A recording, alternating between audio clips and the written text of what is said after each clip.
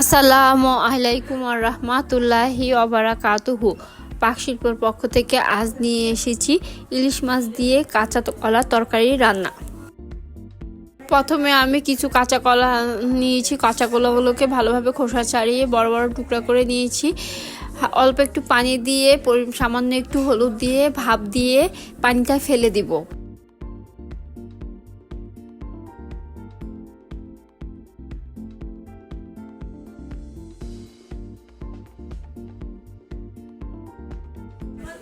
একটি প্যানে তেল দিয়েছি, পরিমাণ মতো তেলটা ভালোভাবে গরম হলে আমি কলাটা ভেজে নিব।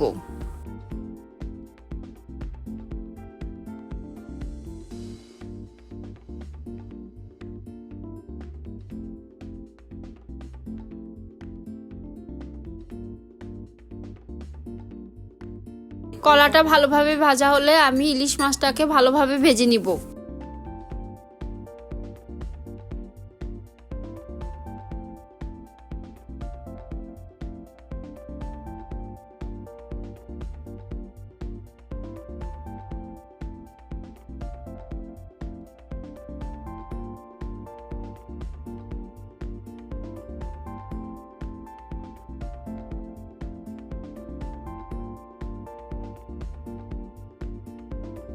মাছটা ভালোভাবে ভাজা হলে একই তেলে আমি পেঁয়াজ কুচি দিয়ে লাল লাল করে ভেজে নিব।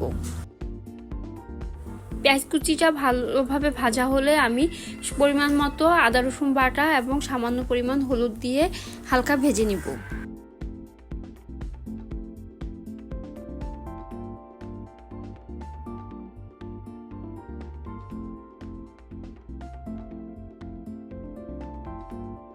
হালকা ভাজা হলে পরিমাণ মতো মরিচের গুঁড়া, পরিমাণ মতো লবণ এবং সামান্য গরম মশলার গুঁড়া দিয়ে মশলাটাকে কষিয়ে নিব।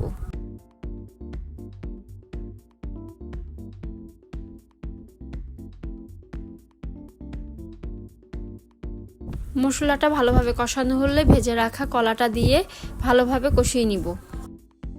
সামান্য একটু পানি দিয়ে দিব।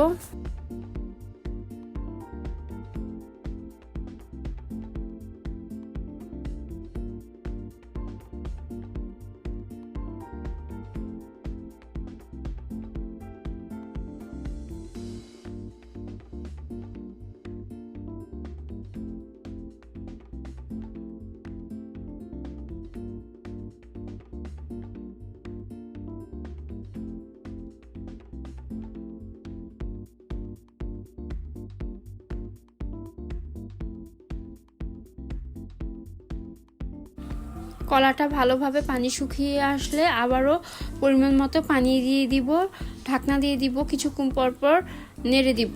ভালোভাবে বলক আসলে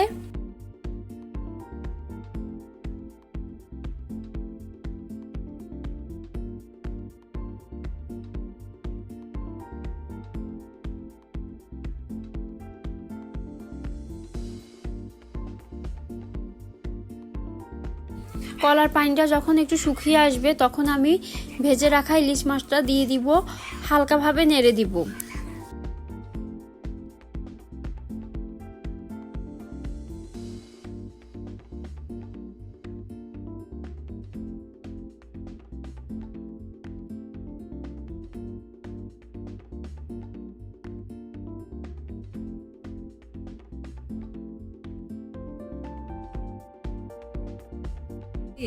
ইলিশ মাছটা দিয়ে যখন পানিটা শুকিয়ে আসলো, তৈরি হয়ে গেল আমার ইলিশ মাছ দিয়ে কলা তরকারি রান্না।